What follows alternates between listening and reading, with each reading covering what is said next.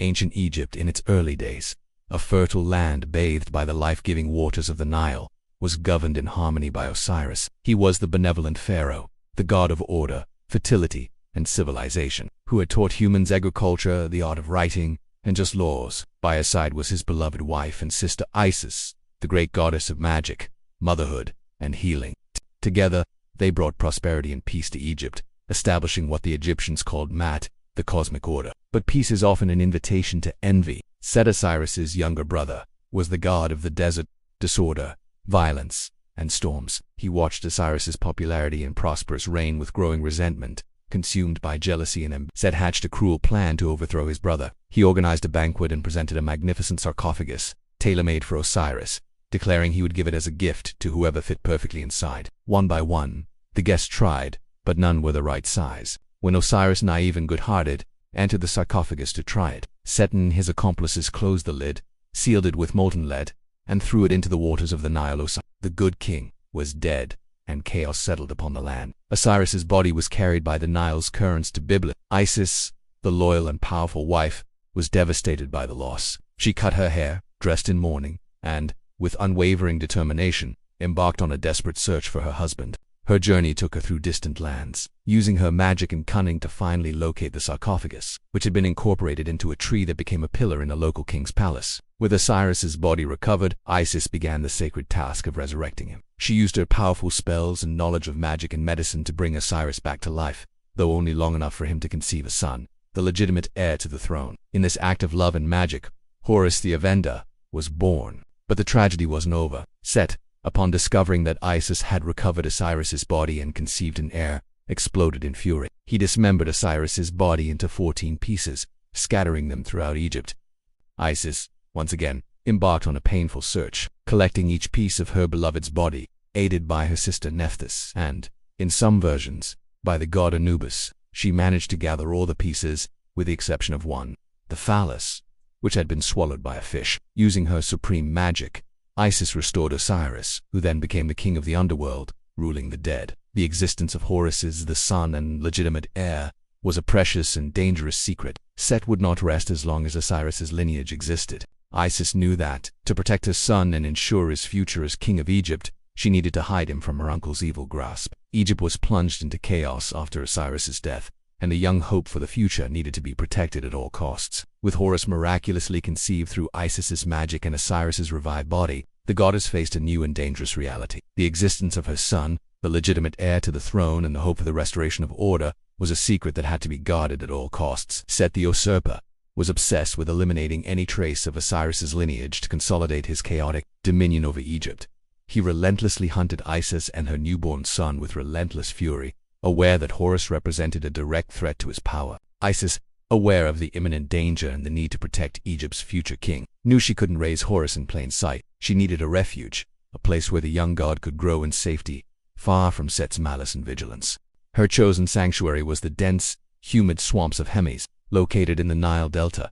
This place, a tangle of reeds, papyrus, and floating islands, was ideal for hiding. The muddy waters and thick vegetation offered shelter and camouflage, making it extremely difficult for Set and his demons to locate them. In the swamps of Hemis, Isis cared for Horus with maternal devotion and her unparalleled magical wisdom. She was not alone in her task. She had the crucial help of allied deities, such as the scorpion goddess Serket, protector against poisons, and the 7 Hathors goddesses of fertility, motherhood, and protectors of childbirth. These goddesses served as his wet nurses and guardians, watching over the divine child and warning Isis of approaching dangers. Life in the swamps, though protected by magic, was precarious and full of constant dangers. Set, in his relentless pursuit, sent evil creatures, such as venomous snakes and scorpions, to try to eliminate the heir. Isis, with her vast knowledge of healing and her protective magic, was in constant alert, ready to defend her son from any threat. The wild environment of the Delta, while providing a hiding place, was also a constant reminder of life's fragility and the need for incessant vigilance against the forces of chaos that Set represented. It was in this marshy refuge that Horus began to grow. His childhood was not marked by luxuries or the privileges of a prince,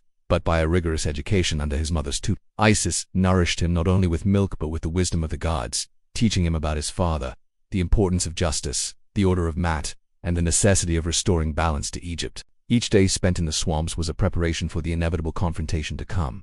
Young Horus was being forged in an environment of adversity, developing the strength, cunning, and determination necessary to face the tyrant Set, and, one day, fulfill his father's vengeance and reclaim his legitimate legacy as pharaoh. The seed of Egypt's future king was being cultivated in secret, far from his enemies' eyes, awaiting the right moment to emerge and challenge chaos. Despite Isis's magical protection and the isolation of the Hemis swamps, Horus's childhood was not without danger. Set, the god of chaos, never ceased his search for the heir. His malignant machinations manifested in insidious attacks, with venomous creatures being sent into the swamps in the hope of eliminating the young god before he could grow and become a threat. One of the most famous trials in Horus's childhood occurred when he was bitten by a scorpion. In some versions of the myth, the scorpion was sent by Set, or it was one of the creatures inhabiting the swamps. The poison was deadly, and Horus, still a child, fell gravely ill, his small, fragile body succumbing to the toxin. Desperate Isis ran for help. Her laments and pleas echoed through the swamps and reached the ears of the sun god Ra himself.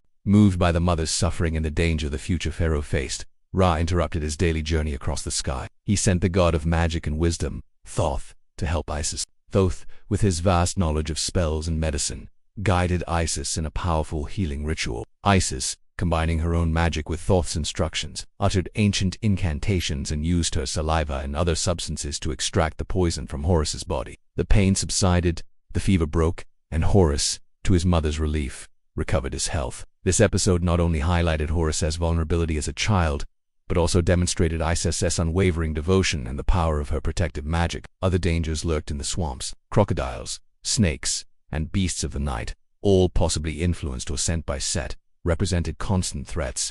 Isis, in her perpetual vigilance, would transform herself, if necessary, or use her spells to ward off these creatures, ensuring Horus grew up unharmed. Life in Hemis was a school of resilience and survival for the young god, tempering him for future challenges. Horus's childhood in the Hemis swamps was also a crucial period of learning. Isis not only protected him physically, she instructed him about his legacy. She narrated to him the story of his father, Osiris, the good king, whom Set had betrayed and murdered. Horus grew up with full awareness of his divine right to the throne of Egypt and the mission to avenge his father and restore Mat, the cosmic order and justice. She taught him about the complexities of the world, about the nature of good and evil, and about the weight of royalty. Despite being a god, Horus experienced the vulnerability of human childhood, fear, and maternal dependence. These experiences shaped him, making him a hero with a deep understanding of suffering and the need for justice. Each frustrated attack by Set, each overcome illness, each teaching from Isis, served to strengthen the young Horus, transforming the child hidden in the swamps into a potential warrior. The heir was maturing, and the seed of vengeance planted by Isis was about to blossom, preparing the stage for the epic confrontation that would decide Egypt's fate. Years passed in the swamps of Hemis, and the fragile Horus of childhood had transformed into a robust, imposing young god, with the body of a man and the head of a falcon, reflecting his divine nature and royal lineage. His right eye, the eye of Ra or eye of Horus, Udjet shone with the power of the sun, a symbol of protection and royal power, while his left eye, the eye of the moon, represented healing and mystery. Isis, his mother and protector, had ensured not only his survival, but also his education for the crucial role he was destined to play. Horus had grown up with his father Osiris' story deeply etched in his soul. Set's brutal betrayal, Egypt's subsequent disintegration under chaos, and the imperative need to restore Mat, order and justice, were the pillars of his existence and the driving force of his youth.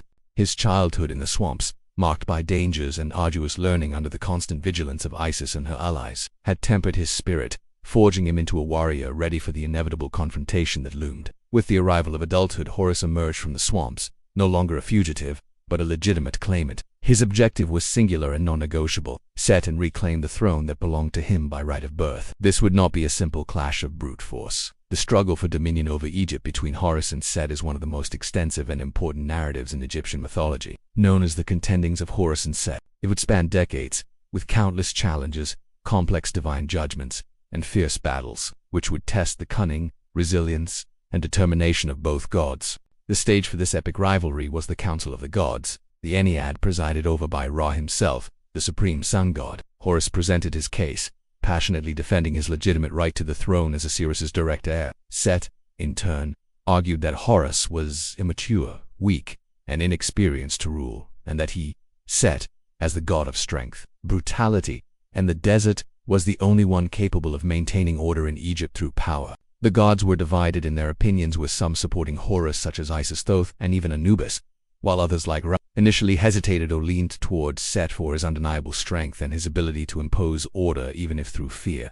The disputes involved a series of power tests, insidious tricks, and direct confrontations, often violent and even grotesque. In one of the most famous, Set tried to blind Horus, tearing out his eye. Isis, with her unparalleled healing magic, managed to restore them, especially the Eye of Horus, which became a powerful amulet of protection and a symbol of restored integrity. In another cunning episode, Set tried to publicly humiliate Horus, but Isis intervened again, protecting her son and exposing Set's machinations. The struggle would culminate in a devastating final battle, where Horus and Set would face each other in their most primary and furious form. Horus, driven by his father's vengeance and justice for Egypt, would finally defeat Set, subjugating chaos and restoring order. Set would be banished to the desert lands, or become a companion to Ra in his nightly solar bark, but without any power over terrestrial Egypt and its inhabitants. With the unquestionable victory, Horus ascended to the throne of Egypt, becoming the first divine pharaoh and ushering in a new era of stability. His coronation marked the complete restoration of Maat and the establishment of the royal lineage that would govern Egypt for millennia.